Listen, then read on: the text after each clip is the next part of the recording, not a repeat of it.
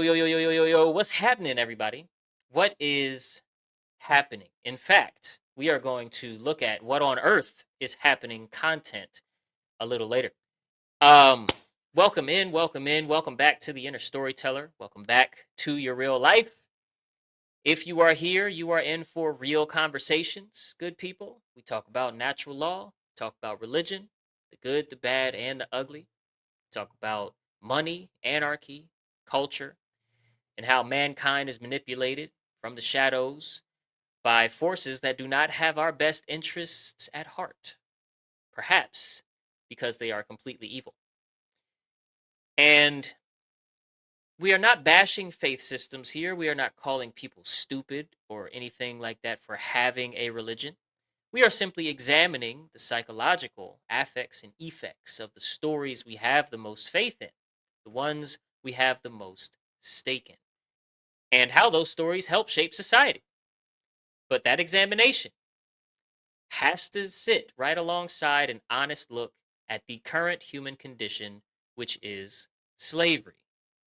Government is slavery, as we will get into today very thoroughly. Um, and the question we have to keep coming back to is what can actually be improved with a proper understanding of one's inner storyteller and how it works? If any of that makes you uncomfortable, uneasy, maybe a little angry, just know, be assured and reassured that although you are encouraged to stay, maybe confront some of those feelings, you are welcome to leave at any time, so long as you abuse that like button on your way out. Just take all of that frustration and smack the hell out of that like button. Auren, welcome back to the show, brother. What's happening? What is up, man? It's been a long week. Yeah, It has been a long and hot. So hot here in Oklahoma. yeah, I get that, man. I'm in Austin, so Oh, Texas. Yeah, you know. You already know. yeah. In fact, let me show you. Actually, let me. I'm gonna make me big real quick so I can show this in HD. I just took this screenshot because I was like, damn, for real? Look at Bro, it's insane. Look at that. The next 14 days. this. All so, triple digits. Oh, good Lord. so, uh, Mr. Dragon, welcome back to Firefight Fridays. Thank you for being a part of the show. Thank you for starting a new segment on my show from the first one. We just hit it off. We're already friends. It's really great. Um, the Cult of Ultimate Evil is the title of a presentation given by Mark Passio. Let me see, about 10 years ago, called Mm-hmm. Ultimate Evil, and he's talking about the police and military and organized militia forces of the world, but not the idea, right? Specifically, not the idea of armed forces, because that could go either way. His gripe is with the order following class, the order Mm-hmm. following armed forces that do not weigh their given orders on a scale with is this moral or not. They just follow the order blindly. Um, a lot of them subsequently developing a bloodlust and just going along to get along until they become the villain that they probably joined the occupation to put behind bars Mm-hmm. themselves, right? And when you look at certain evidence like the domestic violence accusation count on the order giving class, when you look at the grape, if you will, the sexual assault numbers from this class, when you look at like how many physically abusive things come from this class that are far beyond whatever law, and it doesn't matter the country. They're abusive everywhere, every time, no matter how long the country has been around. Right? We got to keep in mind 250 years is not very much. That's not a very aged country. We were not the first nation. You know what I'm saying? We were on top for a while, but but we're still pretty young as a nation. There are Mhm. police forces that stretch back way longer than ours. Look at India and stuff like that. And yet, all of the variations have all of the same abuses every single time. Mhm. And let me make us a little bigger because I'm ranting. And I think that this is directly caused by a by the training that they get, and of course the the the underlying immorality of societies at large under the religion of monetary value anyway, because the religion of monetary Right. value produces chaos on by design. Mhm. You know what I'm saying? So we got so what do you think about the elements of this here thumbnail that we got today? There's a lot to unpack there. There's a lot to unpack. Like you were just mentioning a moment ago before we went live, you got the all-seeing eye in the left corner. Um, the police and the military, huge topics in and of their own. Lots to unpack there, and And specifically hugely with connected. right, absolutely. I mean, the police and the military-industrial complex, not entirely different. You know, very similar. Well, One and thing that and to the like the Illuminatis and whatnot of the world as well, because right, they ultimately run those camps. That's what I meant by connected. You know, connected to that absolutely, all CNI, connected to that dollar bill. yep. Well, and You with know, respect to the police specifically, a lot of people don't even question like the foundational beginnings of the police force, which if you go deep enough down the rabbit hole, do just a little bit of research, you'll find I believe it was 1704. I think is the year. I'm pretty sure. Right around that time frame, where did the police start? What was it originally? How did it come catchers, to be? the catchers. Yes, 1704. The police started as um, the slave hunters, the escaped slave hunters. They were commissioned to hunt down and capture and return runaway slaves. Return. A lot of them weren't slaves. You know, you seen 12 Years a Slave, or you or you read a couple books on history. You know, there's a lot of people that just became slaves, but they were returned to their former master as like that was what they were doing. They were trafficking slaves from the Yes, north. But yeah, but it was the slave patrols where they and it's got the their beginning. police. So It's the they were police never, that birthed that tradition. yes, they were never created to protect and serve. No, they were created to hunt and return the escaped slaves. So that is the foundational beginnings of the police force as we know it, and it hasn't stopped. The the fundamental beliefs and the operations of the police force is not there to serve and protect. It's to enslave and enforce. And even the root word of police officer, police policy. Yep, They are not law enforcement. They are policy policy administrators. enforcement. Yep, Think about a speeding ticket. When you get a speeding ticket, is there a victim in that crime? nope. Nope. You're doing Possession. 20 miles an hour over the speed limit. There's no victim there. You have simply violated a policy, and therefore, through your ticket or whatever, Right, are punished and essentially forced and coerced to follow the law, even though it's not a law at all. right. Yeah. Walking home after hours. Walking home at 2 a.m. is heavily criminal. Not written down, but it's heavily criminalized. Yeah. You know what I'm saying? It's not Jaywalking. necessarily codified in every county, but that's definitely, first of all, it's probably codified in a couple. But there's video after video after video after video. Somebody just walking home, but it's like, it's like late at night, but they're walking home. They may have a grocery bag in their hand. Sometimes they're walking around the neighborhood with their kid that couldn't fall asleep. And they're just walking in their own neighborhood. And Mm-hmm. hey, you got ID? Hey, you know. Exactly. And when people assert their right to freedom, that escalates real fast Mm-hmm.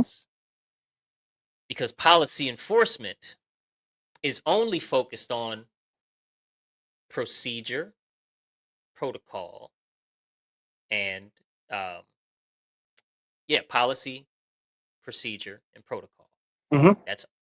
That is And protocol doesn't mean they're following the law to the letter. It means they're following their training to the letter. They're following what their superior said and demonstrated in their journey to be where they at.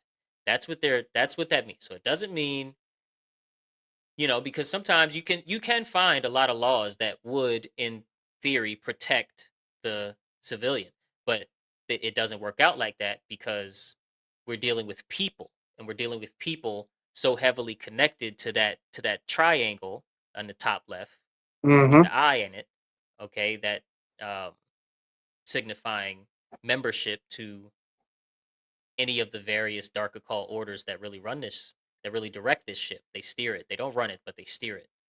Right. Um, uh, these orders dictate that the court system is against you, the so-called law enforcement is against you, the county clerk's office is against you, the sheriff, who is a slightly technically different than the police, is against you. Um, everything, Yeah. everything. Like sheriffs have a different origin and whatnot, whatever. Your But private yeah, attorney.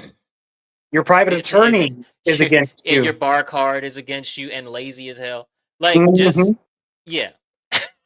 Yeah. They are So a represent. They are a representative of the state first. Even if you hired them privately, they're a representative of the bar first, and a representative of you second. So very often uh, it's quite clear that they are there for nothing more than damage control as opposed to proving your innocence. right, 100%. So Mark Passio, the Cult of Ultimate Evil. I got this clip that I want to take a look at. If you start talking, I'll pause it so that we can hear what you got to say, and I'm Mhm. obviously going to pause it when I have random reactions. Let's go, Yes. Mark Passio. And order followers never exercise conscience. They are not acting of their own free will accord. They are attempting to abdicate that free will choice to someone else, who they are then just saying, I will follow what you tell me to do.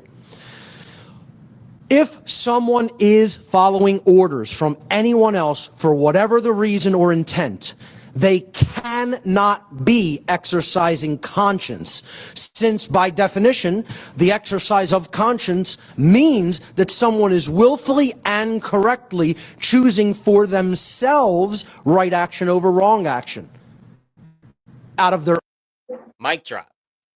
Dude, that's a great point right Mic out the drop. gate. Right out the gate, right? If someone is Yes. following orders, they cannot. Meaning it's not that they most likely wouldn't. It's not that if they tried hard enough or if they followed the right sets of orders that the result is different. No, it's impossible to be both exercising conscience and simultaneously following orders. And of course, this doesn't mean following suggestion or um, doing it this way because the expert showed you that this is the right way to do it. This is a completely different thing when you're talking about um, this is how many or this is how we conduct traffic stops, and this is how we conduct ourselves when people respond this way to traffic stops. This is how we conduct random searches. This is how we conduct whatever, and correctional officers get their whole other list of things that they pay attention to. Mm-hmm. Every time that you abdicate, as he pointed out, your responsibility for making for choosing right action to someone else by saying, yes, whatever you say, I'll do that. Please Yes. just continue to give me my checks, please. um you cannot be exercising conscience. You wanted to say something too? Yeah, no, I totally agree. And for me, like as soon as he mentioned that, it's wild because it's like that video was reading my mind and in my head. But for me, the synonym, or synonyms that come to mind for along with that is mechanical and robotic. You know, those that are enforcing these policies and procedures, they've removed the human element, right? Right. And if you're standing in a 100%. Yeah, if you're standing in a courtroom or if you find yourself in a situation where you're pulled over on the side of the road and you're dealing with a police officer, that officer is following a procedural or mechanical set of rules. There's no human element in there. There's no, well, okay, I was late for work. I was trying to get there on time, so I was going a little bit faster to try to, minimize them. They're not thinking Nope. about that. They're like, no, you Yeah. broke the rule. There's no other anything about it. We have to extort your money now. Exactly. And it's You all very somehow owe mechanical. me money. Go Yes. ahead. Yeah. Even though there's no victim, you haven't really caused any harm to anybody except to the state by violating their policy, which makes no sense. Right. But the human element, the conscience, is taken out of the entire scenario. Yeah. These are quite literally robots. It is a full and complete abdication of self-agency, self-responsibility, and taking into account the human element. And I would say self-respect. Right. You're not really respecting. You're not practicing self-respect when you are proud to be an order follower. Mm-hmm. A good order follower, a good boy. Yep. That's not self-respectful. And that wasn't an attempt to dog anybody, by the way. I said it like that on purpose, though, because that's descriptive. Mm-hmm. Good, when you say good boy, they give these soldiers dog tags. Mm-hmm. They give them dog tags, and when you when you take some time to maybe try to understand, there's a class of people that financially sit above the rest that speak in symbols. Dog tags does not reflect necessarily respect. Why don't they call the item something else? Right. Why Why do is it they a why do dog? they call it dog tags? Why is that the language Yes. in the first place? They don't have to. And why didn't somebody in the boardroom say, or even a lower level person say, yeah, I don't like that. Right. It's like, nah, like I'm their dog. I'm their dog. I'm their attack dog. Mm-hmm. Right? I'm their loyal subject. Yep. And their training has a lot to do with that. I think yeah. Brandon, what's happening, man? Brandon Spencer's in the building. Just started Hey. tuning in. When you look at the etymology of robot, it simply means slave. I love etymology so much. Slave. Yeah. Let's get back into it. Their own free will. The difference between the institutions of order followers today and all of the order followers that conducted some of the most heinous atrocities that mankind has ever witnessed. Soviet Russia, Mao's China, Hitler's Germany. There's no difference between them. They are just as immoral. They are just as incorrect. They are just as ignorant, and they are just as cowardly. And people can get as offended as they want by that. It's nothing that anybody, however anyone reacts to it, is not going to make that an untrue statement. I'm going to really attempt to offend some people's delicate sensibilities in this section because I'm going to do something that the human ego abhors. And that's make blanket statements, but blanket statements that are nonetheless 100% true blanket statements regarding order followers. All order followers. 100% ever. All right, come on. All order followers are bad people. Look at that. He says the good/bad cop, good cop, bad cop question can be disposed of decisively. We need only consider the following, and he has 3 things. First, every cop has agreed as part of their job to enforce laws. That means all of them. 2, many of the laws are manifestly unjust or even cruel and wicked. Look at mandatory minimum sentencing as one example of thousands, at least thousands. I want to say millions, but my need to not put just whatever comes to my mind first out there in the world makes me say thousands. Yes. Crazy laws. And then 3, therefore, every cop has agreed to act as an enforcer of laws that are manifestly unjust, unjust on their face, or even cruel and wicked. Conclusion, there are no good cops because nobody says no to that fine print. Exactly. I tend to agree with such a statement. What say you, comrade? There are no lies told. And especially with that second point. And read through that second point again. I really like that one. um Many of the laws are manifestly unjust or even cruel and wicked. Exactly. And completely man made. Who gave who the authority to come up with these rules and regulations, right? It brings up We. the argument of relativity. What's true for you may not necessarily be true for me. It's what's good for the goose is good for the gander type of saying, which is entirely untrue. We are all living individual experiences in our own little worlds, right? Our own little micro Yes. whatever. And your experience is completely different from mine. So my truth is Right. not the same as your truth. So, by what authority do you get to come up with policy that dictates my morality, how I should live my life, and even worse, to then subjugate me to the enforcement of your rules? It makes And it absolutely no sense. and it's all the money game at the end of the day. Yes. It's all the money game. That's why you can go to jail for so-called debt. Mm-hmm. Yeah. You can so-called settle an obligation. Okay, I'm going to use some technical terms here.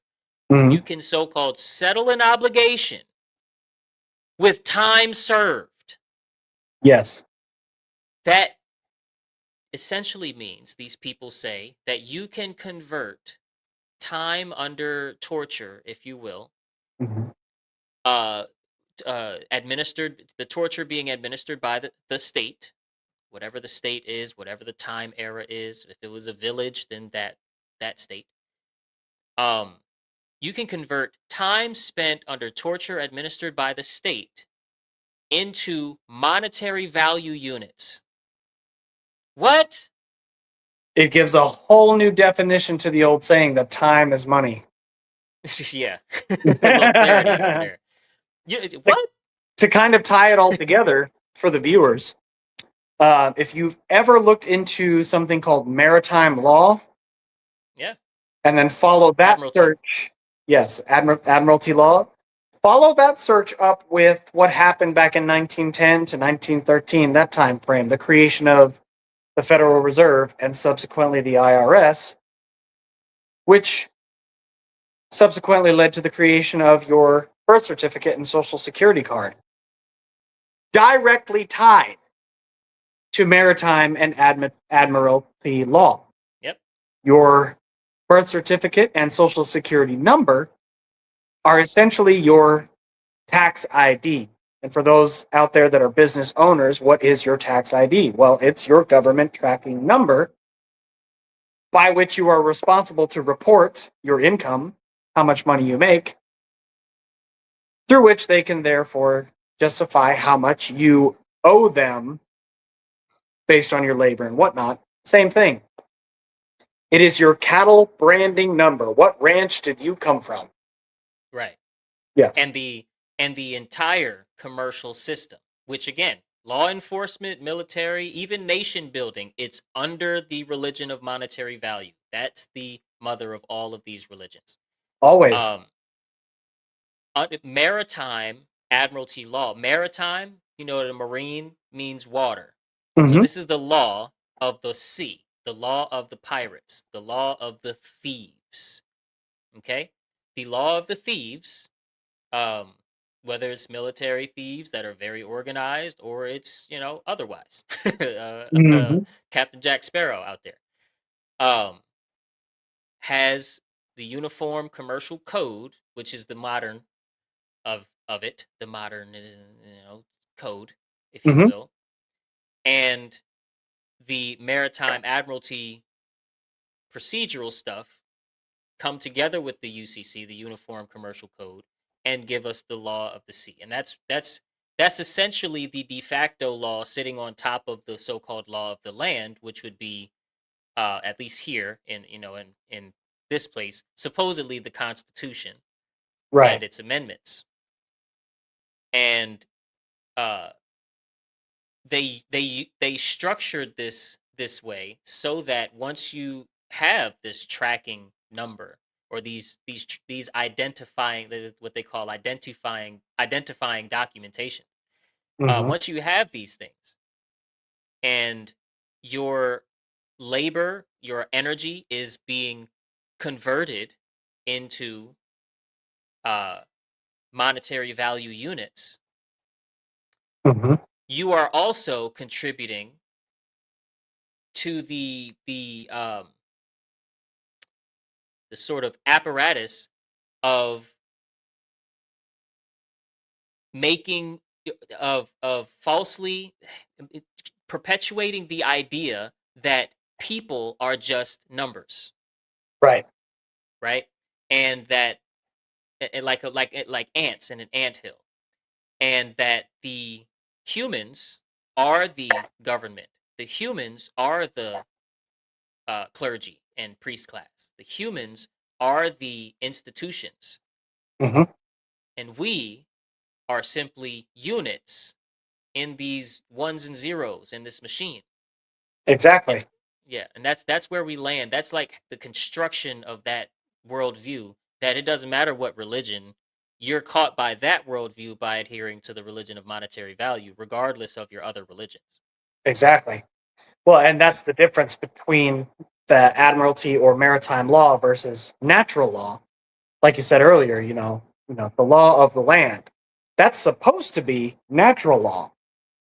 Admiralty and maritime, just like you said a moment ago, is the law of the sea. So by definition, maritime and admiralty law is supposed to apply only to international commerce, Yeah, which is because the they trade of dock at the bank. right. The You dock know, at the bank. Exactly. The word again, the words, the etymology. they But document at the bank. That's what happens. Yeah, go ahead. yeah. But if you walk into any courtroom in the United States, right, and you look at the American flag, it's got that gold fringe Yeah, yeah, yeah. The around it, John which Doe. is kind of the universal sign of that maritime admiralty law. So what that tells you is that when you're in the courtroom, you are subject to the law of the sea, even though you are physically standing on land. Therefore, you are the product in the international commerce. And so you're nothing more than, an asset to a contract. Well, what is the contract? Your birth certificate and your social security number. Well, they're the identifying. The contracts are things like your licenses, your Hmm. permissions. That Those are too. the contracts. Well, That that's where too. the policy is spelled out. But the birth certificate and social security number are tied to each of those contracts. Exactly. You know what I'm saying? Because they're more so the tracking than the actual monetary thing. Those contracts are the actual monetary thing, and Yeah. they're trading those on the secondary market. They're trading those under what they call pooled securities. But that's a Hmm. whole nother. It's a whole private banking is it and how we're converted in a different way into monetary units, Yeah. so-called monetary value units, is a whole nother conversation that Right. we can get into. I'd want to talk to you offline first because there's certain things you don't want to say. You know what I'm saying? So I would want to talk to you Right. first. But Yeah. I know about that world too. I don't know if you're familiar with any of Hmm. that, but Back to the uh order takers. yes, the order follower. So the next thing that I wanted to talk about. I'm not gonna play but this slide right here is on point. It says moral culpability. Moral culpability is the determination of who is ultimately at fault or deserving of blame for the commission of actions which resulted in harm or loss to others. Culpable, at fault, deserving of blame, from the Latin culpa, fault, or blame. So culpability is what he's getting ready to explore right here. I'm not making the statement that neither party is morally culpable. I'm saying both are morally culpable, but who is more at fault or deserving of blame when harm results as a result of one group Let us giving an know in the order chat, y'all. and Let us know another in the group comments. carrying out those orders? Yep. The order giver or the order follower? There's a correct answer to that question. It is not a matter of opinion. So who's, bring it back for the picture's sake, who's more morally culpable in this picture? The order givers or the order followers? Again, morally culpable means you caused, which one of these people caused the loss or harm? Which one of these people caused the torture? Which one of these people caused the negative feelings and traumatic memory? Which one of these people caused these things? Or is more integral to the cause of these things, I should say. Right? I say the order follower all day long. the court say? What do you say? What do you say? Hot take. Okay. Correct answer to that question. It is not a matter of opinion. The way you determine the answer, the correct answer to that question, is you ask this question.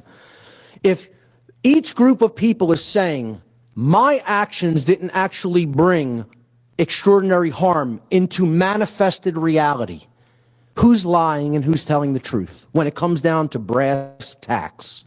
So here's what bombs raining down on children do in the Middle East, in countries we have no business in, okay? Yeah, we no business doing that kind of business over there. Completely agree with that. Yes. Who's lying? I say the order follower. Because if the order is given, and the order follower turns, let me make us bigger again, turns around and says, nah, chief. Nah, you tripping. No. No, I'm not going to do that. No, none of my buddies are going to do that. You are out of your mind. No. Go find somebody else. That's not happening. Then the order doesn't get, then the loss doesn't happen. Mm-hmm. Right? If somebody in the chain of command turns around and says, no, actually, no thank you, then the loss does not occur in what do you say, manifest reality. I like his choice of words like that sometimes, because he's like, let's be intentional and make an image happen in your mind where you can see and relate to this information. Manifest reality out here with us. You know what I'm saying? Did the harm actually happen? Then whose hands and brains were involved, and whose hands and brains actually caused the harm to be manifest? Right. I'd say it's the difference between the command versus the action, right?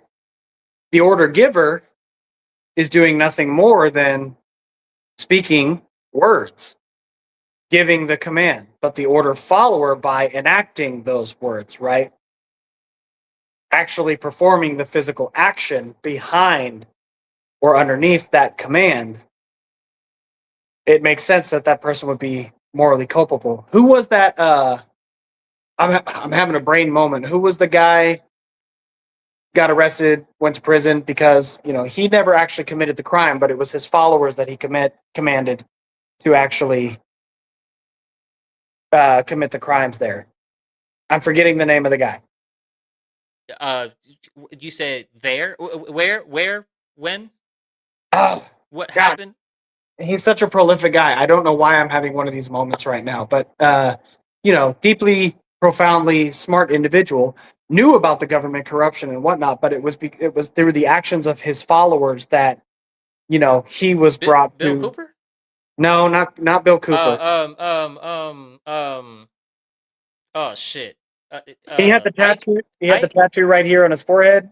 Tattoo. Yeah, I don't I'm know. pretty sure it was a swastika. A swastika on his forehead? Yeah, I don't know Yeah. nobody with a swastika on their forehead. It's I don't pretty know bad. why I'm having one of these moments, but Yeah. A essentially, swastika, by the way, it started out as a depiction of the sun, just for everybody to know correct. in YouTube land. The swastika originally was, you see how it forms a square, but it's open. It's symbolizing the sun. It's symbolizing the sun shining its rays that and light actually moves in spirals, and so it's like a Hmm. symbol. That was originally what the swastika was. Obviously, Yeah, Satanists, Charles Manson. Satanists love that's to. the guy. Oh, so Charles Manson He's the one. is innocent. You're saying? Is that what you're saying? Or I'm is not likely saying innocent? I'm not saying that he's innocent. I'm saying that he's an example of the difference between the order giver Okay. versus the order follower. Okay. Okay. Okay. So he was the order giver. Okay. Yes, Manson Yes. was Yeah. the Yeah. order Yeah. Yeah. Yeah. giver, and even though his followers were, the order takers and Right. actually, committed Right. very violent, crimes against the Hmm. people that Manson was speaking about, Hmm. Manson was held responsible, obviously for anyone who goes down that, little rabbit hole, you'll find it. He was Right. the one who was charged with the crimes. As and all of them should have been. Right. He technically never had a victim at Yeah. all. He simply spoke. And a lot of the things that he talked about, a lot of his statements were factually true. Right. But Very, eventually you notice that your words are doing something, and you do choose to keep using, like, you know, no, he should have been done in, but sure. in my opinion. But Yeah. but also, yeah. Yeah, if they weren't charged, or if they weren't held accountable, then that's insane. I don't know this. I don't know the Charles Manson story. I know the Charles Manson name, Yes. by so a little bit of the lore, but I don't know the story. You know what Yeah. I'm saying? Yeah. That's interesting. Hmm. He was essentially, kind of the cult leader, but Yeah. ultimately he ended up carrying the responsibility for the actions of his followers. Yeah. Uh, but it kind of circles back around to that question: who is more culpable? Was it Charles Hmm. Manson, who simply spoke against the system, was very honest about his truth? Right. Was he more morally culpable for the Right. result or not? But Right. was it the words he spoke that caused the harm, or was it the followers who actually committed the physical acts? Right. If they turned around and said, no, Right. then the acts don't happen. Right. Or even if you peacefully agree, you don't even have to say no, like, yes, you're onto something. Mhm. But then to turn around and actually commit an act of violence, whatever that Mhm. looked like, Mhm. based on that, by all means, Was he the question encouraging it? of, do you get arrested for physically robbing a bank, or Right. or just believing that you're Right. gonna rob a bank? I totally get where you're going. Do you know, was he encouraging? Was he openly encouraging violent acts be done to these to his targets? I haven't done like thoroughly deep research into the Charles Manson case. I've seen clips, plenty Okay. of clips. It comes across my TikTok feed Yeah, all it's of not the in my time. algorithm. Okay. For Right. sure. Yeah, my algorithm is it shows up. And Gotcha. from what I've seen, as far as like the things that he talks about, I mean, the man was absolutely on point. He's very much anti-government. He's very awake to what was happening and all of those things. Whether or not he actually like gave the command for people to do things, I'm unsure because I wasn't present in Mhm. his physical Right. circle, so I Mhm. wasn't there to witness his Okay. actual sermons. Um, I believe that I would lean more towards the idea that he did not actually specifically state Yeah. like, hey, go out and do this because this is the enemy. You need to go attack them. Okay. Similarly to what happened with, Luigi Mangione, Yeah. committed a physical act. He obviously understood a truth before, which then caused him to make the decision to do this manifest thing, which Yeah. carries very real consequences. If Luigi Mangione would have simply just kept his thoughts internally rather than acting upon them, he wouldn't be where he is right now. Can't be stupid. Can't be haphazard. Right. Can't be haphazard and think that you're gonna get your moves off in this life. Mm-hmm. Which all of that leads us directly into where he's getting ready to go right now. Partaking of the evil. A good person will resist an evil system with his or her whole soul. Beautiful quote. I wholeheartedly concur. This right here. I want to talk a little bit about intention, the intention of the order followers. You'll hear a lot of New Agers bring this up. Well, doesn't the intent matter? Doesn't what they actually intended in their mind matter so much? Absolutely not. It's meaningless. Exactly what I was saying Intention just when a it moment comes ago. Yeah. Did I intend to rob a bank, or did I physically walk into the bank and rob it? Right. That's the difference. There's not a court in the world that can hold me accountable to the belief that I would rob a bank or that I want to rob a bank Well, versus don't if I say in the actually world. want to one. Right. Right. Or at least in the country, to whatever. carrying out immoral behaviors is meaningless. Your behaviors either caused harm to another being or did not cause harm to another being. What you intended has absolutely no bearing on that. The action has all the bearing on that. And the action only. And that's what our souls will be judged upon. Okay? That's what we'll judge our souls based upon. And this is how this gets obfuscated, okay? How reality is actually structured and built, how we experience our reality in this powerful, very simple building block demonstration. It all begins with knowledge. Without knowledge, there is no foundation to understand how reality is built. There is no foundation to understand the real laws of attraction. This is why the order follower continues to do what they do, because they don't have knowledge, or they ignore that knowledge. Okay, they willfully refuse to accept it. So the first building block, I completely agree with him here. The first building block of reality is information. Infons, if you will. That's from an anime. Infons are the most fundamental building blocks for reality. Okay? Without information, there's nothing to know. And without knowing information, there's nothing to do. So you start with knowledge. And knowledge does not mean facts. Knowledge does not mean interpretations. Knowledge does not even mean perception. Knowledge means infons. It means, what is the camera seeing? The camera is like I'm aware that Auren said that the sky is actually purple and something's wrong with my eyes when I think it's blue. Right? I'm aware Auren said that. I'm not aware necessarily that he knows that he's trying to trick me. At least, presumably, if he doesn't give that away by like laughing too fast or something, right? What does the camera see? So the knowledge is Auren just told me this. Whether that's true or not, you still have the knowledge that happened. So I just want to separate knowledge from facts or stories or whatever. Just what does the camera catch? The internal camera, the feelings, the sensations, the thoughts. The external camera, the what do I see, the five senses, whatever. Exactly.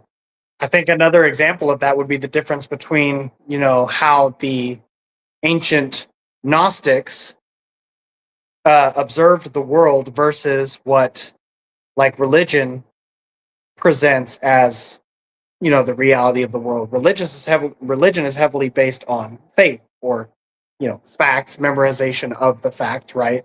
Hmm. Read the Bible, memorize the verses, those are the facts, right? That's not the knowledge. The Gnostics observed the world around him and then developed their thoughts, opinions, whatever, based on what they could physically see and prove. This is something that can be put to the test and confirmed time and time again. Experiments that are repeatable, right? As opposed to knowledge. If you read a book, just because you've memorized the information that's in that book doesn't mean you've Hmm. acquired any knowledge. Correct. It Or simply wisdom. means, right, no wisdom whatsoever. You haven't experienced one, you didn't live through what the author was talking about. You didn't observe what the author, you're hearing about it secondhand. Yeah, you can't discern without those other lived experiences. Exactly. Yeah. And I think another good word here would be wisdom, right? Wisdom, knowledge, kind of interchangeable here. He's actually headed there to wisdom.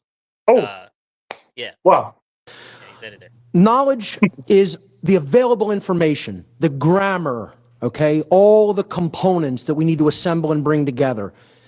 Potential knowledge that may be gathered, processed, understood, and then eventually acted upon by individuals. That's the base level of how we create our reality. Without access to that knowledge, we cannot consciously create our reality effectively the way we want, to create it without chaos, to create it in an orderly fashion, in a peaceful fashion, in a harmonious fashion. Upon the knowledge step of the reality building process, if you will, and what I'm building here, many will recognize is the trivium process. The second step of this process is the understanding phase, okay?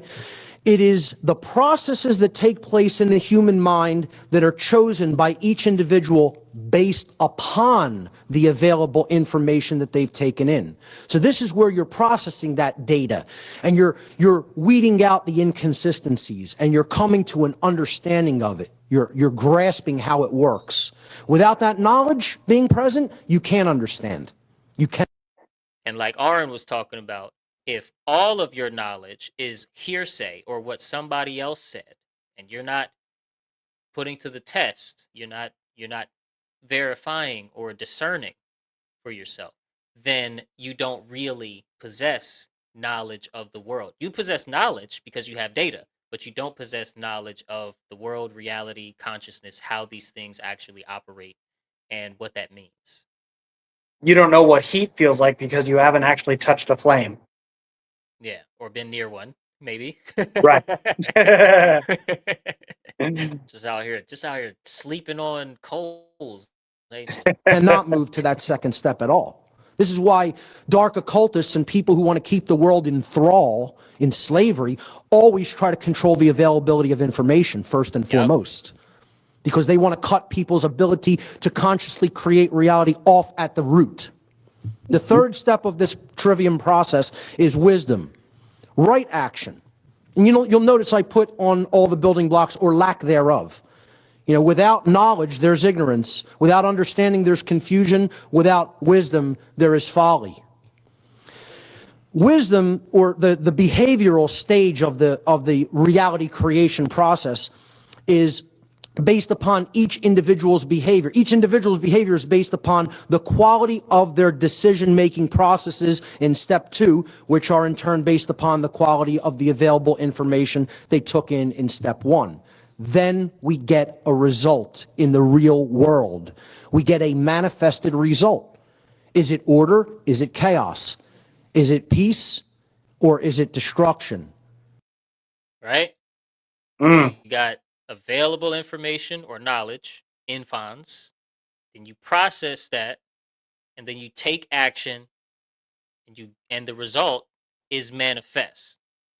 So it doesn't say you create the result, right? When I take an action, when I take a life, that the result could impact the entire world. Charlie Kirk could impact the entire world, right? You don't control the result. The result manifests in reality. You control the action taking. Yeah. And you have some say over your thoughts as well. You have all the say over your thoughts in the present moment, but Hmm. you don't really have a lot of say on your unconscious thoughts, of course, because we can't just be super duper in the present moment all day and function in society right now. Can't do it. But the closest you can get to remaining present all day, the better. And you do have a lot of say on your thoughts in the present moment. But of course, most of our thoughts are unconscious. They just appear, if you will, and they're 100% dictated by what we've experienced, what we've seen, what we've taken in, our food, yada, yada, yada. Hmm. Um, and so, where you have the most control is this is the action I'm going to choose to take. Where you have the most control is this is the juice I'm going to drink, right? Hmm. And yeah, and what you give and what you allow yourself to receive becomes who you are, both here and in the eternal spaces. You know what I mean, Yeah. uh, love to hear your response to this train of thought here. This is actually kind of blowing my mind because it kind of it fits perfectly into a topic that was discussed in the men's class that I've been going to every Wednesday right now. Hmm. We were actually speaking just this past Wednesday about uh, beliefs, thoughts, and subsequently how that kind of affects our behavior or our actions, and then what those actions manifest. The consequence, the result of those. And the facilitator of the class, she's a wonderful person, has she kind of has this idea of this tree, right? To kind of put a picture or a symbol to the whole concept, and that the roots of the tree are essentially our beliefs, right? Wherever those beliefs come from, whether it's the things that we learned and accepted from our parents or our Hmm. peers, or things that we might be exposed to, like movies, books, music, Right. entertainment, whatever, Yep. whatever, whatever formulated your beliefs. That's the root. Religion, another good one. Yep.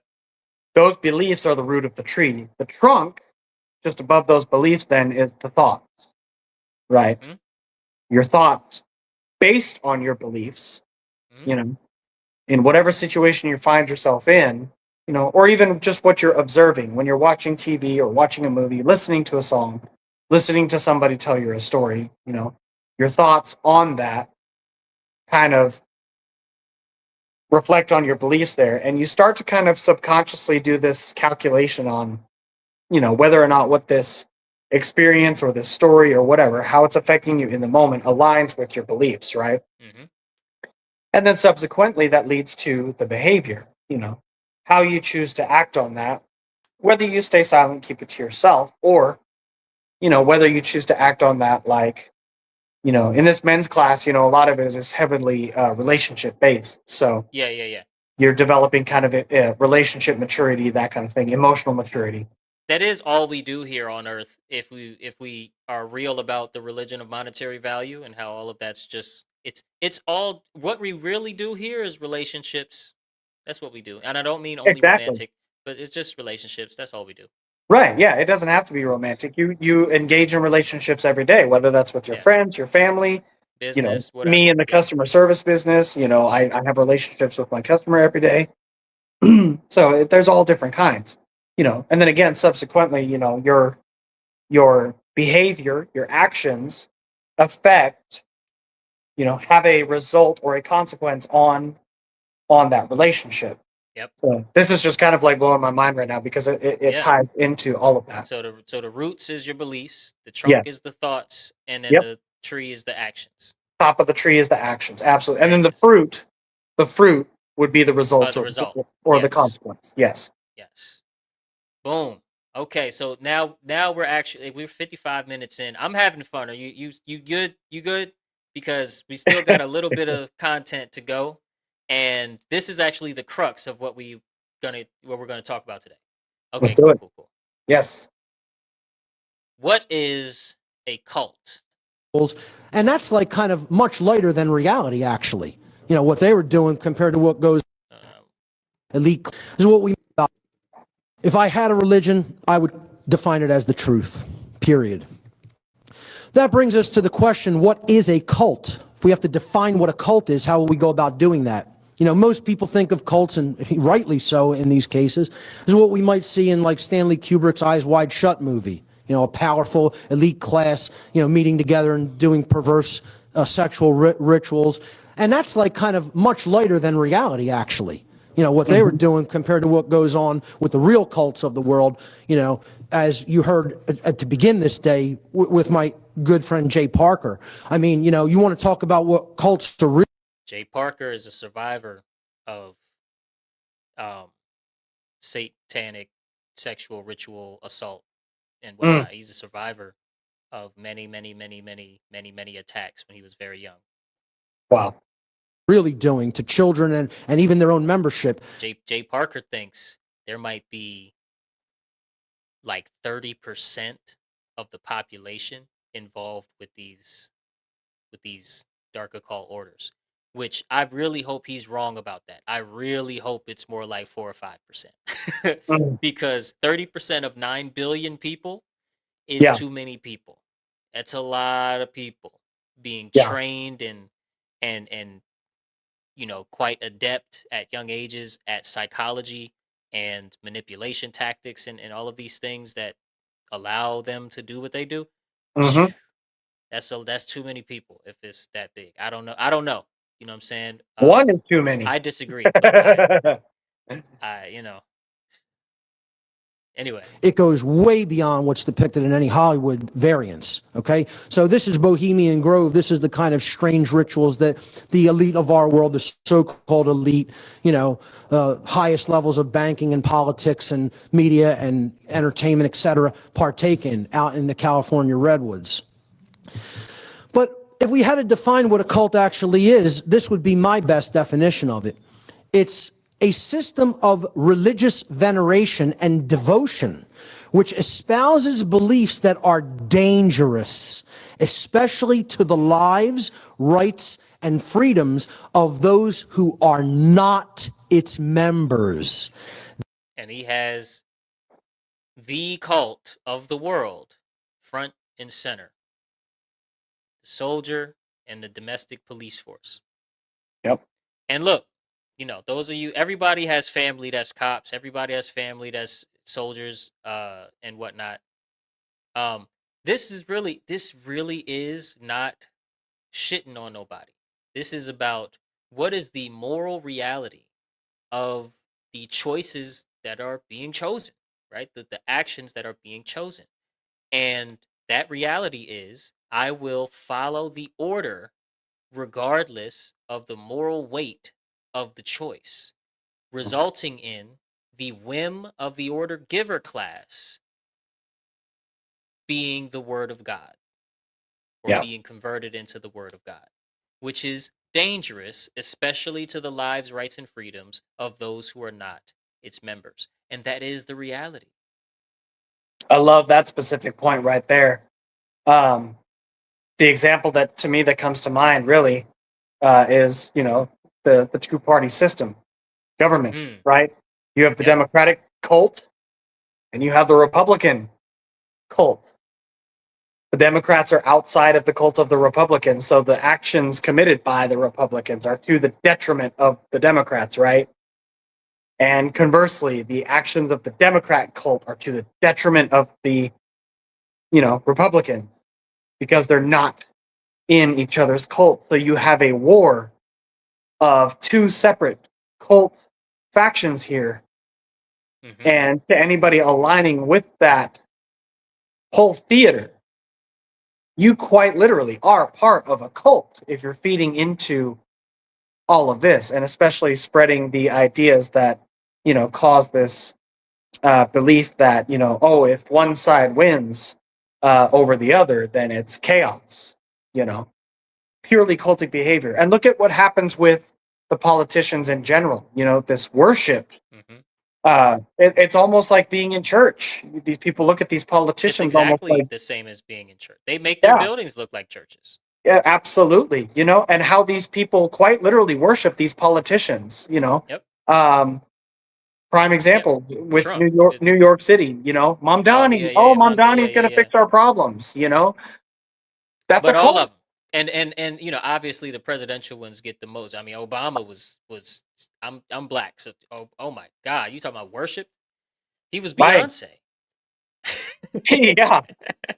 Yeah. um, Which causes the cult members to completely overlook the fact that Obama dropped 26,000 bombs during his entire presidency.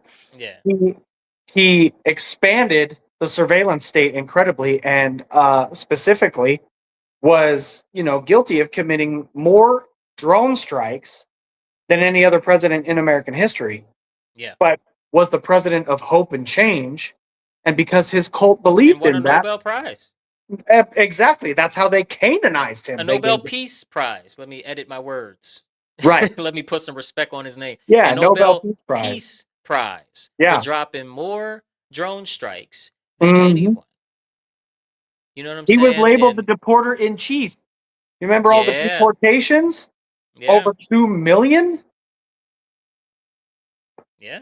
Yeah, Yeah, and his yeah. cult still worships And him to and this and day. look, and Big Mike is worshipped even more than him. They want her for president. Yeah. You know. Um. So this slide, have I'm not gonna share his. We already been talking about this the whole episode, but I want to Hmm. read the slide because it's very important. The cult belief systems. Cult belief number one: we place our faith in authority, and it says authority, quote unquote, is an illusion. First of all, mic drop. That is 100% correct. There is no such divine right to Absolutely. rule over your peers. There is no such divine obligation that you follow the orders of your peers that have the Yep. other illusion. So authority is an illusion existing only within a diseased psyche. Okay? Look at the etymology of the word diseased. That is a 100,000% absolutely correct statement. Hmm. Mental illness, Um, quite literally. quite literally. And it's based entirely in violence. Authority, as its practice, is based entirely in violence. They may start with negotiation, but it ends up in violence as soon as you assert that you're free, and is built upon the erroneous and dogmatic belief, dogmatic meaning religious, Hmm. belief that some people are masters who have the moral right to issue commands, while others are slaves who have the moral obligation to obey their masters. And he calls that exactly what it is: slavery. This is why every episode I start the episode off with the gentle reminder that government is slavery, because government is the ultimate authority in any society ever created. Unless, and it takes many forms. So you took monarchy, that's the government in that form. Tribal elders, that's the government in that form. Okay, in modern government, that's the government we have now. Empire, that's the government in that form, right? Hmm. Ancient Rome, semi-democratic, semi-whatever. That's the same thing. They had their attack dogs level, they had their priest class level, they had their bureaucratic level, and they had their money counting level, and all of that combined with, they call that the authority, which is it's Hmm. always Slavery every time. Yeah. But I am gonna hear him talk about this one here, belief number two, because nobody breaks it down like Mark. We're going to talk about them in a future section. Cult belief number two, the second belief of the cult of ultimate evil. We have rights that others don't have. The cult of ultimate evil believes in the inequality of human rights. Order followers erroneously believe that they possess rights that others do not. Due to their cult indoctrination, they refuse to accept the truth that everyone has the exact same rights, and that no one has any more or less rights than anyone else. The cult of order followers believes that human beings can decide what rights people have or do not have. They think that comes from us, that rights come from us, that we get to make up rights based in just constructs in the mind, our whims, our likes, our preferences. Rights don't come from human beings. A right is just what I said it is, an action that doesn't cause harm to another. If you performed an action that doesn't cause harm to another, that's a right. If you performed an action that does cause harm to another, that's a wrong. And those actions exist in nature. They are real world natural conditions that we put into. And and a lot of people's knee-jerk reaction to hearing statements like this is, no, that's too simple. There's no nuance there. And it's like, well, no. Your definitions may be a little off, but that's a true statement. A right is any action that does not initiate harm against another being. And of course, that doesn't mean that, of course, there is exclusion, if you will, for righteous defense, for using force to defend yourself against a threat, a natural threat like a jaguar, or some sadistic human being who's trying to harm you or your kids or whatever for some reason. Right? There exists a naturally occurring consequential set of laws in nature, just like there are physical laws and laws to heat and cold and laws to electric current, movements, and laws to sound and harmonics and laws to mathematical concepts. There are natural laws to all of these things that are intangible or somewhat tangible. It's logical to believe that there is a law or a set of laws regarding moral consequence as well. Right. And no, yeah, I know for you, I'm preaching to the choir. I'm just saying this for the audience. You know what I'm saying? Yeah. So natural law, all as well as encompassing the physical laws, also encompasses consequentialism. Okay, and this is not a religion, but consequentialism is essentially the study, if you will, of the natural consequences to societal behavior. Okay, on the individual level and in the aggregate. I just got a comment that I know is very relevant because it's coming from Mr. Brandon Spencer himself. Y'all go give him a follow, like some videos, leave some comments. To be more clear, an action that doesn't initiate unjust harm. Correct. 100% correct. That's a good, easy way in English to rectify the simplicity of how Mark put it out, off the top of his head.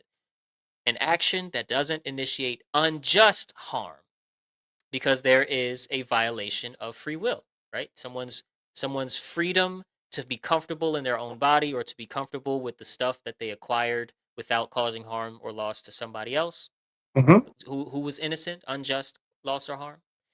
Two people can agree to fight and it will cause harm, but no free will is violated. Absolutely.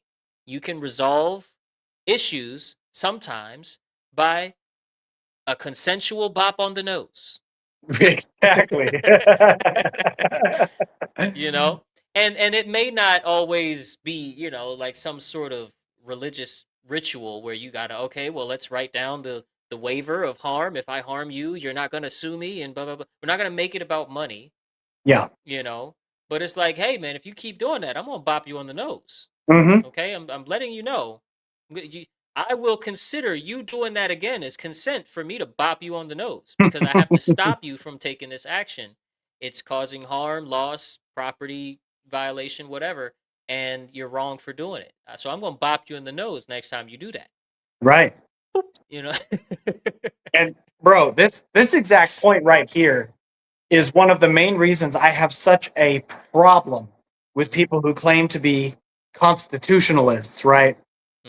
Oh, we need to get this country back to the Constitution because our founding fathers and yada, yada, yada, yada, yada. First of all, your founding fathers were some of the biggest hypocrites of all time. And the story behind them was just absolutely horrifying.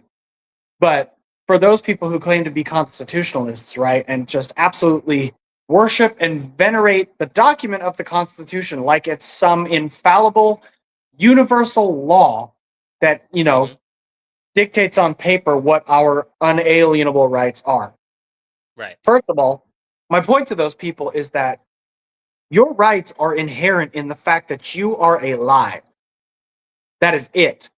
You do not need a document, and you do not need the validation of another person to justify the rights that you have. Right. You Does your dog have rights? Right.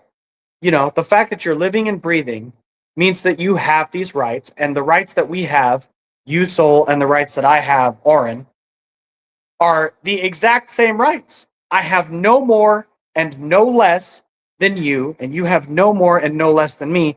And there is no single document, there is no human on this planet that can debate that or who has the authority to say you have these rights.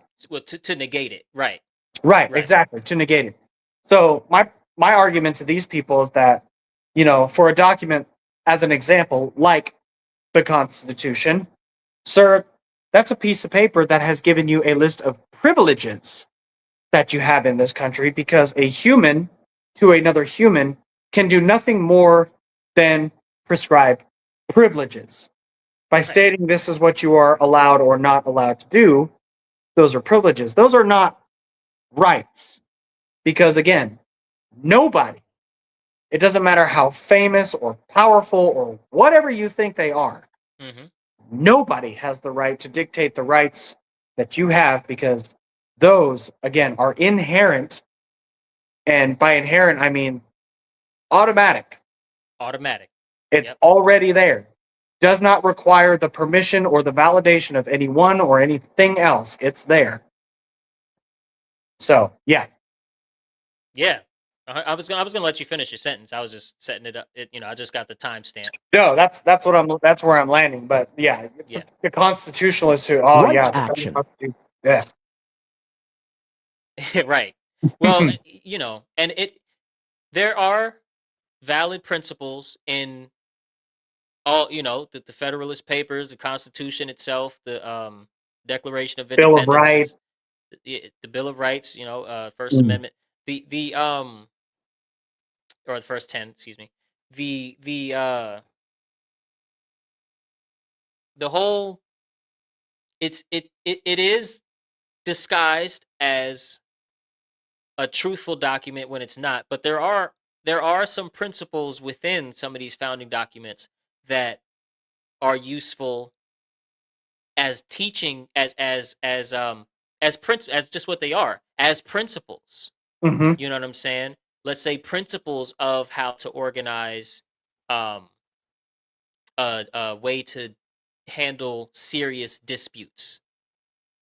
Right? I'm not talking about how the court system is practiced today, but just the concept of organizing a means of public dispute that is sophisticated and allows for nuance and does have some structural parameters, some rules of procedure, if you will, that makes sense, right? There are principles that I like hearing, listening to constitutionalists make their argument, but yeah, authority being vested in government and being enforced by so-called law enforcement is always wrong, because it necessitates order following, which is always wrong in itself. Well, and what gets me specifically about those principles, while they are sound principles that have been written into the Constitution, digging a little deeper and going one layer beneath that, these principles were written by hypocritical. It's a freedom document. Yeah. Written by people who owned other human beings. Right, professing Christ. I know. Therefore, we're not free. Right. Right. It's like, wait a minute. With a cross in their room. I know, bro. Like, what? I got you. From being carried out. Cult belief. I'm black. I definitely understand that point. You know what I'm saying? Number 3, action from being carried out. Cult belief number 3 of the cult of ultimate evil, the order followers of this world: government is our God. Oh. This supernatural entity that can grant rights or revoke rights. It can determine morality based upon its whim, the legislative stroke of a pen. I can write something down and I can make it moral. I could say the next day, oh no, we were wrong about that. That's prohibited now. Now it's immoral, and you could be punished for doing it. I mean, if you believe this, folks, you know, it's a Prohibition, alcohol, right? Yeah. Right? Oh, yesterday? Yeah, yesterday? Moonshine? All day. Today? You're going to jail. Hands behind your back. Hands behind your back. Watch your head. Yeah. No vote. No asking the public, hey, what do you think about this? No, just policy change right then and there. No. Weed is now a Schedule 1. It's gonna give you the crazies. Mind you, weed carries heavier mandatory minimums than the crime of grape. Yeah. Are you kidding me? Yeah. The whim of the legislative stroke of a pen, and then the whole state law, national law, city ordinance, the whole, the separation of the powers thing. Mm-hmm. Yeah. Government is our God. Man, you weren't kidding when you told me about this stuff being rage bait. Oh my God, this makes my blood boil. He's getting ready to play a little clip on this slide. Let's get back to let's hear a this clip. naive child's mentality, which is what ultimately all these people are. They're people who've never grown up, and they have mommy and daddy issues, as we're going to come to soon. They have parental abandonment issues going on psychologically, whether they are even aware of them or not. I'm going to play a video about the cult of statism, the cult of the belief in government authority, okay? Just listen to the complete contradiction that you're about to hear from a former United States Senator. Let me see if I understand your position. Basically, would you say that it's wrong for the citizens to initiate physical force against other citizens like an armed robber does? Unless we permit but that it's okay by law. it's okay for the government to do so. Because the government has been authorized by the people. Okay, but if the government authorized armed robbers to do it, it would be okay? If the government is that foolish to do so, I don't know what kind of country that would be, but that's legal, and if it's constitutional, so be it. Okay, so you think that it's wrong for a citizen, an individual citizen, to initiate force against others to deprive them of their property, but it's okay for the government to do it if the majority has elected that government to. It is okay if the government is authorized to do so. The government is authorized to levy taxes, and the authorization comes from the people. Do the individual citizens have the right to initiate physical force against other citizens that have not initiated or threatened to initiate force against anybody and haven't violated anybody's property rights?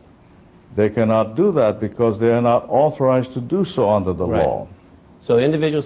So the ones that can do the authorizing are not authorized by the authorized who were authorized by them.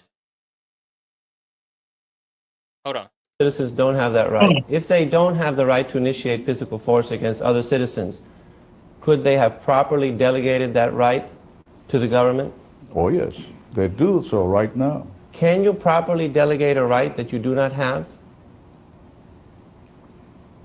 You can give the right to their representatives to make laws that will authorize or make prohibitive certain activities. Look at his eyes. Yes, you can abdicate your sovereignty and your agency to an authority figure, but then you cannot enforce said policies yourself. Right. Ugh. Look at his eyes too as he's saying this stuff. Like there's nothing there. Dude, he sounds like a robot. I mean, the lights are on, but there's nobody home. And it's insane. So the interviewer is like, well, how can people who do not possess a right authorize some other group of people to exercise the right they don't have themselves? How can that authorization happen? Very sound question. And he's doing it simply. He's not trying to call the former senator stupid. He's like, well, I don't see how you arriving at these conclusions. Let's look at what you're saying here. And he's asking him the questions in a very structured and calm and respectful way. And Mhm. dude is just smirking and just like, yes, well, they're doing it right now. Yes. You're right. Just super nonchalant. I think that you don't understand how this works, Sonny boy. Actually, they can authorize whatever they want so long as they do so to Daddy Government. Because Daddy Government, Sonny boy, is the god of this world. Yeah, that's what that guy sounds like to me. It's just Spot on. Great impression.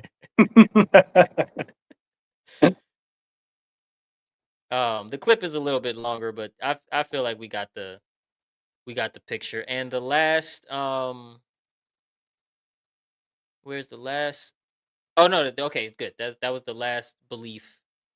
So that is our reaction material for today. Always gotta give props to Mark. Mark was huge in my awakening process. Remains huge in my awakening process. You know, uh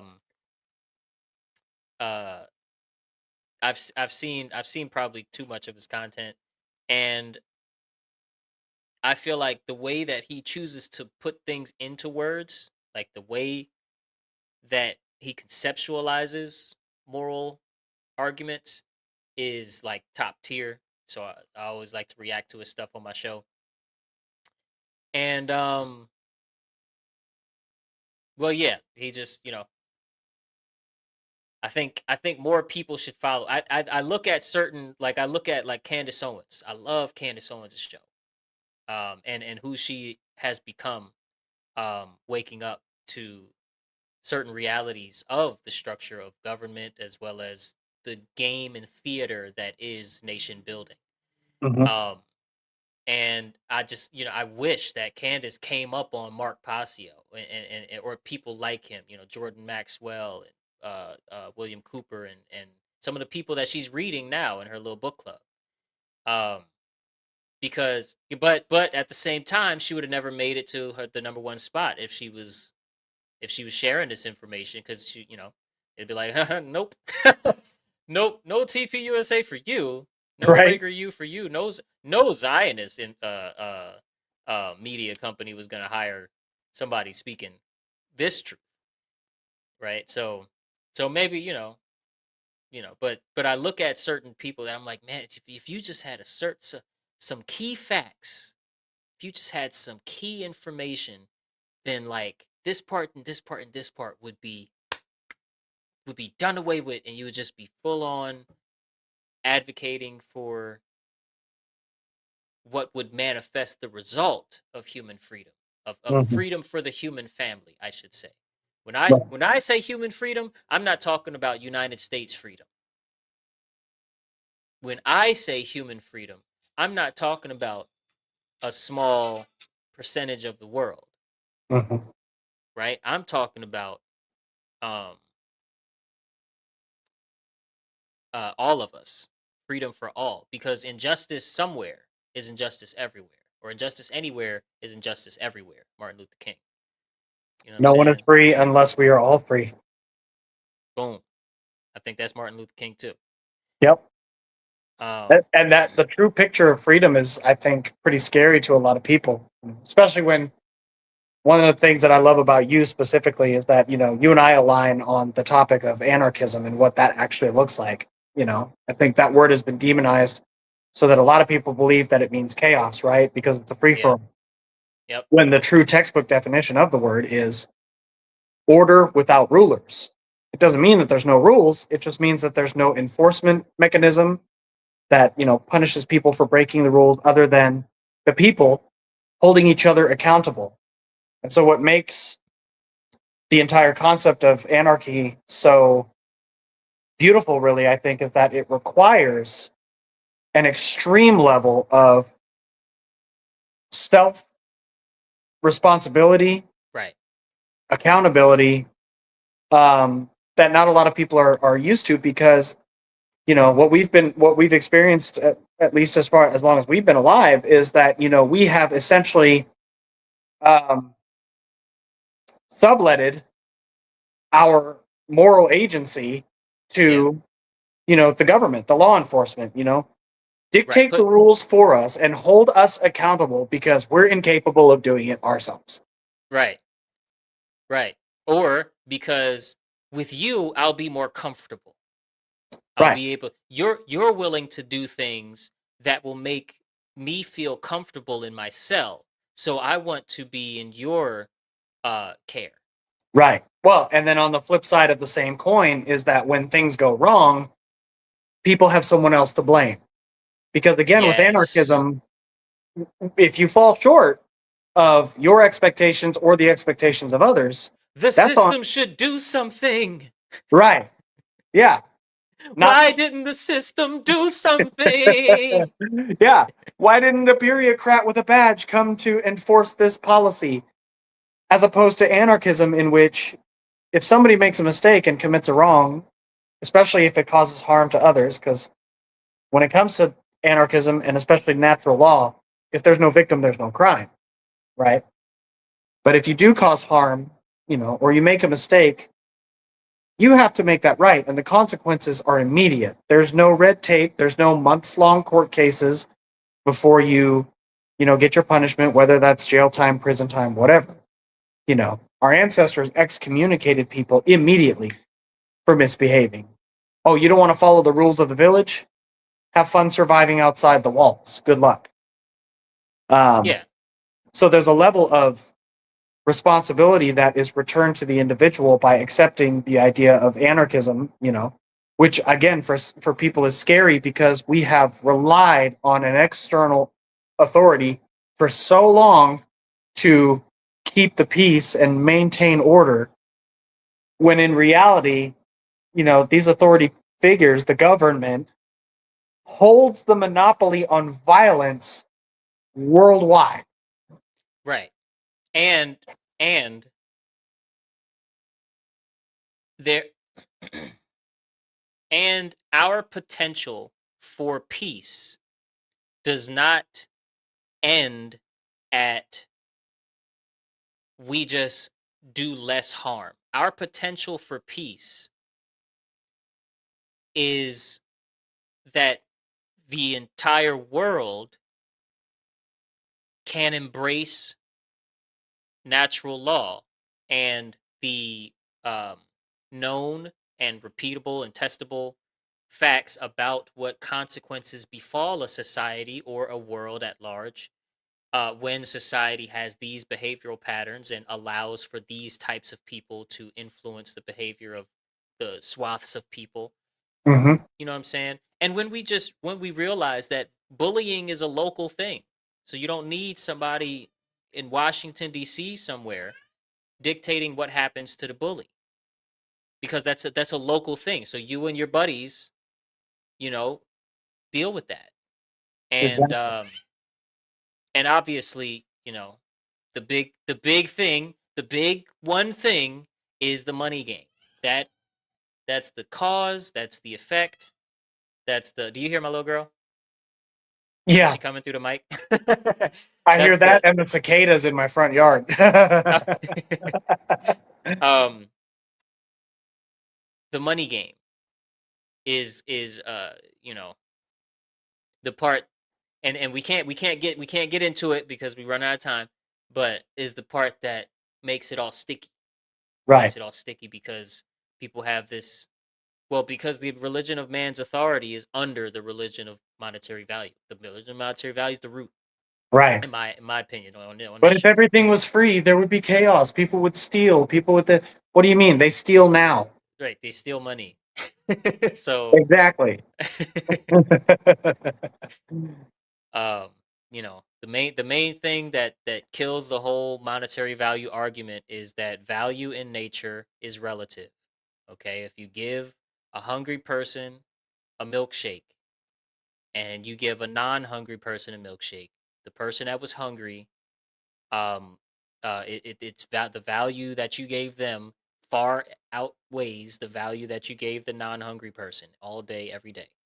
Yep. Okay, there's no such thing as monetary value because it's stagnant. As soon as you say silver at this weight is this many monetary value units, you've created something stagnant that does not mesh with the harmony and the waves and valleys of the universe, of the Mm-hmm. way that this consciousness is built. And so yeah. So the religion of monetary value is the root of all of the mind control, and from it sprouts well, it directly gives birth to the necessity of the state, because the religion of man's authority is, you need the enforcement arm so that the religion of monetary value can run. That's Right. just in its design, it needs a state, so it gives birth to religion of man's authority, and they together work as the mother and father of all other religion. Hence, we have all of these rituals for all of our religions, and all of them support statism. That's it. That's it. That's it. That's it. No more shows, no more podcasts. Okay. Send this Mic to drop. everybody in the world. We have answered the question. We have figured out the meaning of life.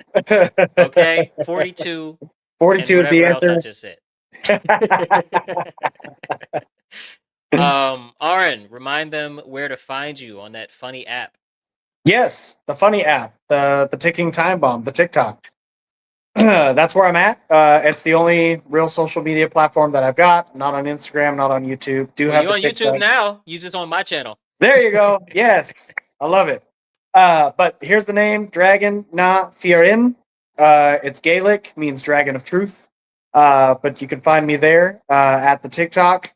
I've got a number of videos that I've created myself, and honestly, if any of our viewers go to my channel and just binge watch all of my videos from front to back, you'll pretty much have a pretty complete understanding of what's going on. I've got one on there I'm really proud of. It's 30 minutes long, gives you the whole picture, especially about the birth certificate, social security card thing. Love it. Anyways, check me out there.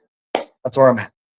Word up, word up. And y'all already know, hit that link tree down below. Get all my work. Get you a copy of my books. I got Culture Control, The Inner Storyteller. I didn't even say anything about The Inner Storyteller directly in this episode, but that's all good. Thank you for coming back for Firefight Fridays, featuring Auren. Today we talked about the cult of ultimate evil. He will be back next Friday, just let's say God willing. Yes. And I will see y'all tomorrow. Peace and love, always in all ways.